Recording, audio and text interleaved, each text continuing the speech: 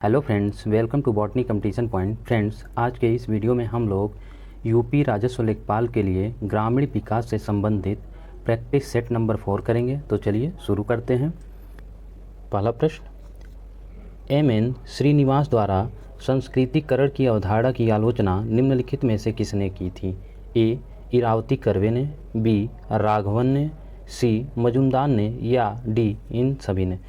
M.N.. Srinivas द्वारा संस्कृतिकरण की अवधारणा की आलोचना जो है इन सभी ने किया था, इरावती कर्वे, राघवन और मजुमदार ने। इसलिए ऑप्शन नंबर डी सही हो जाएगा, इन सभी ने।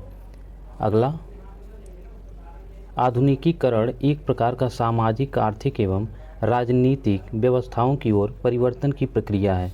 बताना है यह कथन किसका है? ए. आई जैन स्टार्ट का, बी. बी शाह का, सी. एम.एन. श्रीनिवास का या डी. एम.एस. मोरे का। तो फ्रेंड्स, यह कथन जो है आई जैन स्टार्ट का है, इसलिए ऑप्शन नंबर ए सही हो जाएगा, आई जैन स्टार्ट का। चलिए अगला प्रश्न देखते हैं। लोक नगरी अंतः संबंधों के प्रक्रम में उच्च संस्कृति निष्ठ कुछ तत्व किसी एक या किसी अन्य लघु परंपरा का अंग बनने के लिए नीचे तक बनकर किसी स्थानीय संदर्भ में जुड़ जाते हैं। ये तो बताना है इस प्रक्रिया को क्या कहते हैं? ए. संस्कृतिकरण, बी. विकेंद्रीकरण, सी. स्थानीयकरण, डी.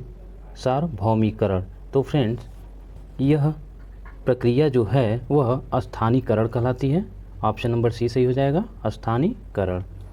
अगला प्रश्न, निम्नलिखित में से किसने संस्कृतिकरण को पूर्वाभ्यासी समाजीकरण कहा है? ए. एम.एन. श्रीनिवास ने, बी. आर.के. मर्टन ने, सी. योगेंद्र सिंह ने या डी. के. डेविस ने। तो फ्रेंड्स, संस्कृतिकरण को पूर्वाभ्यासी समाजीकरण जो है योगेंद्र सिंह ने कहा है। ऑप्शन नंबर सी सही हो जाएगा, योगेंद्र सिंह। अगला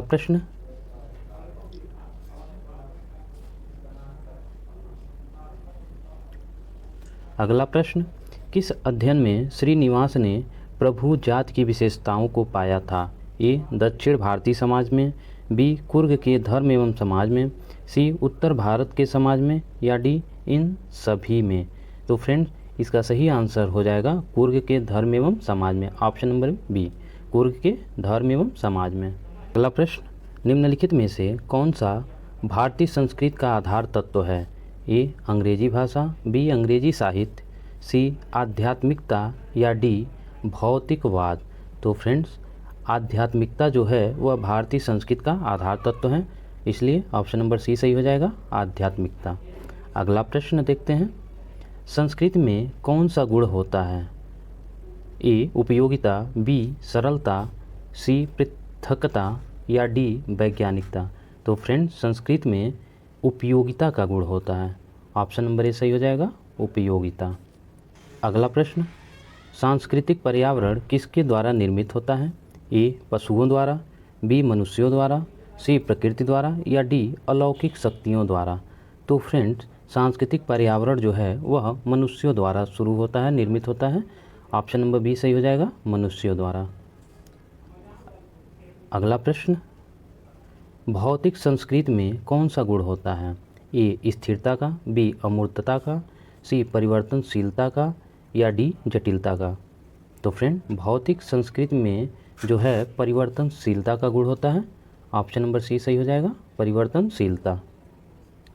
अगला प्रश्न, व्यक्ति के सीखे हुए व्यवहार को हम क्या कहते हैं? ए. विज्ञान, बी. तकनीक, सी. सभ्यता या डी. संस्कृति। तो फ्रेंड, व्यक्ति के सीखे हुए व्यवहार को हम लोग संस्कृति कहते हैं। ऑप्शन नंबर डी सही हो जाएगा, संस्कृति। चलिए अगला प्रश्न देखते हैं। संस्कृति के भौतिक पक्ष को क्या कहते हैं? ए. संस्कृतिकरण, बी. सभ्यता, सी. संस्कृति ग्रहण या डी. असंस्कृति ग्रहण। तो फ्रेंड, इसका सही आंसर हो जाएगा सभ्यता। संस्कृति के भौतिक पक्ष को सभ्यता कहा जाएगा। ऑप्शन नंबर बी सही हो जाएगा इसका। अगला, भारतीय ग्रामीण समाज के परिप्रेक्ष्य में संस्कृतिकरण के स्थान पर अनुष्ठान वृद्धि अवधारणा को किसने प्रस्तावित किया है? ए. एस.सी. दुबे ने, बी. योगेश अटल ने, सी. बी.आर. चौहान ने या डी. योगेंद्र सिंह ने। तो फ्रेंड इसका सही आंसर ऑप्शन नंबर सी हो जाएगा, BR चौहान ने। अगला प्रश्न, शहर में सामाजिक दूरी का कारण है, बताना है शहर में सामाजिक दूरी का क्या कारण है। ए शहर का आकार, बी निवास और कार्यस्थल के बीच दूरी, सी सामाजिक विजातीयता, डी शहर में यातायात की समस्या। तो फ्रेंड इसका सही आंसर हो जाएगा सामाजिक विजातीयता, ऑप्शन नंबर सी सही हो जाएगा। अगला प्रश्न, निम्न में से कौन सी विशेषता नगरीय समुदाय की है, कौन सी विशेषता नगरीय समुदाय की है। ए गैर कृषि व्यवसाय, बी बड़ा आकार, सी अधिक जनसंख्या घनत्व, या डी ये सभी। तो फ्रेंड जो नगरीय समुदाय की विशेषता है वह सभी हो जाएगा, ऑप्शन नंबर डी ये सभी, गैर कृषि व्यवसाय, बड़ा आकार और अधिक जनसंख्या घनत्व। अगला प्रश्न, नगरीकरण से संबंधित उप संवैधानिक सिद्धांत का निरूपण किसने किया है। ए फीशन ने, बी वर्गेस ने, सी बिर्थ ने, या डी गाल्पिन ने।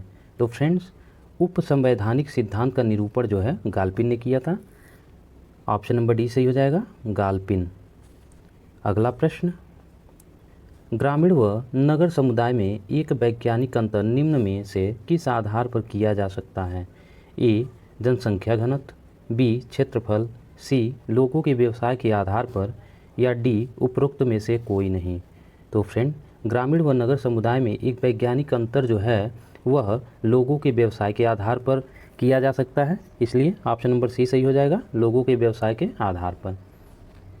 चलिए अगला प्रश्न देखते हैं, एक नगर में रहने वाले लोगों को संबोधित करने के लिए कौन सी अवधारणा का प्रयोग किया जाएगा। ए समुदाय का, बी समिति का, सी समाज का, या डी संस्था का। तो फ्रेंड इसका सही आंसर ऑप्शन नंबर ए हो जाएगा, समुदाय। अगला प्रश्न, किसने यह कहा है कि नगरवाद एक जीवन पद्धति है जबकि नगरीकरण एक प्रक्रिया है। ए वर्गेस ने, बी ममफोर्ड ने, सी गाल्पिन ने, या डी लुईस बिर्थ ने। तो फ्रेंड नगरवाद एक जीवन पद्धति है जबकि नगरीकरण एक प्रक्रिया है, यह कथन जो है लुईस बिर्थ का है, इसलिए ऑप्शन नंबर डी सही हो जाएगा, लुईस बिर्थ। अगला प्रश्न, निम्नलिखित में से कौन नगरीय समुदाय की विशेषता नहीं है। इसमें बताना है नगरीय समुदाय की विशेषता नहीं है। ए गतिशीलता, बी मुद्रा अर्थव्यवस्था, सी कृत्रिमता, या डी सामाजिक समरूपता। तो फ्रेंड सामाजिक समरूपता जो है नगरीय समुदाय की विशेषता नहीं है, ऑप्शन नंबर डी सही हो जाएगा, सामाजिक समरूपता। अगला प्रश्न, लुईस बर्थ ने नगरवाद को 3 विशेषकों के रूप में परिभाषित किया है, निम्नलिखित में से कौन एक इनकी सूची में शामिल नहीं है। ए गतिशीलता, बी आकार, सी घनत्व, डी विषमता। तो फ्रेंड लुईस वर्थ के विशेषकों में आकार, विषमता और घनत्व शामिल है, लेकिन गतिशीलता जो है शामिल नहीं है। लेकिन यहाँ पे पूछा शामिल नहीं है, तो इसलिए ऑप्शन नंबर ए सही हो जाएगा, गतिशीलता, जो कि इसमें शामिल नहीं है। चलिए अगला प्रश्न देखते हैं, ग्रामीण समुदाय को नगरीय समुदाय से भिन्न करने के लिए निम्नलिखित में से कौन सा आधार सही है। ए वर्ग पृथक्करण, बी जाति पृथक्करण, सी श्रम विभाजन, या डी सामाजिक संबंध के प्रकार।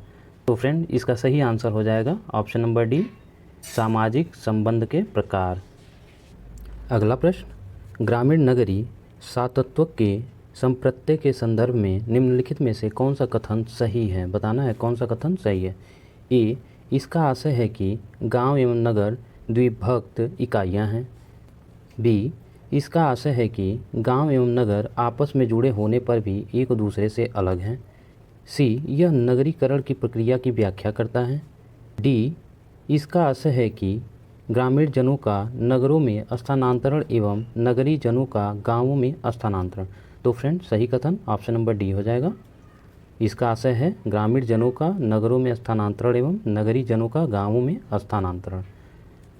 अगला प्रश्न देखते हैं, ऑगस्ट काम्ट ने बौद्धिक विकास के 3 स्तर बताए हैं जिनमें से प्रत्येक समाज गुजरता है, निम्नांकित में से कौन सा स्तर काम्टे ने नहीं बताया है। तो बताना है कौन सा काम्टे ने नहीं बताया। ए धार्मिक स्तर, बी समाजवादी स्तर, सी तात्विक स्तर, या डी वैज्ञानिक स्तर। तो फ्रेंड आगस्ट काम्ट ने धार्मिक स्तर, तात्विक स्तर और वैज्ञानिक स्तर को बताया है, इन्होंने सामाजिक स्तर को नहीं बताया, इसलिए ऑप्शन नंबर बी सही हो जाएगा, सामाजिक स्तर। अगला प्रश्न देखते हैं। सांस्कृतिक विलंबना के आधार पर सामाजिक परिवर्तन की व्याख्या किसने की है? ए आगबन ने, बी डेविस ने, सी बाटूमोर ने या डी जॉनसन ने। तो फ्रेंड, सांस्कृतिक विलंबना के आधार पर सामाजिक परिवर्तन की व्याख्या जो है आगबन ने की है, ऑप्शन नंबर ए सही हो जाएगा, आगबन। अगला प्रश्न देखते हैं। रेखी सिद्धांत के प्रमुख प्रतिपादक कौन हैं? ए स्पेंसर, बी काम्टे, सी पैरेटो या डी मैकाइवर एवं पेज। तो फ्रेंड, रेखी सिद्धांत के प्रमुख प्रतिपादक जो है वो काम्टे हैं, ऑप्शन नंबर बी सही हो जाएगा, काम्टे। प्रश्न, लोक संस्कृति वह जीती जागती चीज़ है जिसके द्वारा लोक की आत्मा बोलती है, बताना है यह परिभाषा किसकी है? ए शंकर सेन गुप्त की, बी डॉक्टर संपूर्णानंद की, सी डॉक्टर इंद्रदेव की या डी केबी द्वारा। तो फ्रेंड, इसका सही आंसर हो जाएगा option number B, doctor Sampurnanand की। अगला प्रश्न, लोक संस्कृति में परिवर्तन हेतु सबसे प्रभावशाली कारक कौन सा है? ए समाचार पत्र, बी सिनेमा, सी टीवी या डी औद्योगिकरण। तो फ्रेंड, लोक संस्कृति में परिवर्तन सबसे प्रभावशाली कारक जो है औद्योगिकीकरण है, इसलिए ऑप्शन नंबर डी सही हो जाएगा, औद्योगिकरण। अगला प्रश्न देखते हैं। नाबार्ड जो एक ग्रामीण विकास के लिए ऋण देता है वह है क्या है? ए विभाग, बी बोर्ड, सी खंड या डी बैंक। तो इस सबको पता है, नाबार्ड जो है एक बैंक है, ऑप्शन नंबर डी सही हो जाएगा, बैंक। अगला प्रश्न, जब अभौतिक संस्कृति भौतिक संस्कृति से पिछड़ जाती है तो उसे क्या कहते हैं? ए संस्कृतिकरण, बी सांस्कृतिक विलंबना, सी असंस्कृतिकरण या डी संस्कृति ग्रहण। तो इसका सही आंसर जो हो जाएगा वो सांस्कृतिक विलंबना है, ऑप्शन नंबर बी सही होगा। अगला प्रश्न, भौतिक संस्कृति किससे संबंधित है? ए भौतिक वस्तुओं से, बी मूल्यों व विश्वासों से, सी आदतों से या डी व्यक्तित्व से। तो फ्रेंड, इसका सही आंसर जो हो जाएगा भौतिक वस्तुओं से, भौतिक। अंतिम प्रश्न देखते हैं। यह कथन किसका है कि श्रीनिवास जी ने संस्कृतिकरण शब्द का प्रयोग ब्राह्मीकरण के स्थान पर करके इसे काफ़ी संकुचित बना दिया है? ए डॉक्टर राघवन का, बी ए आर देसाई का, सी रामकृष्ण मुखर्जी का या डी मजुमदार का। तो फ्रेंड, इसका सही आंसर हो जाएगा option number A, doctor Raghavan का कथन है। फ्रेंड्स, यदि ये वीडियो आप लोगों को अच्छा लगा हो तो please subscribe, like and comment जरूर कीजिएगा। Thank you.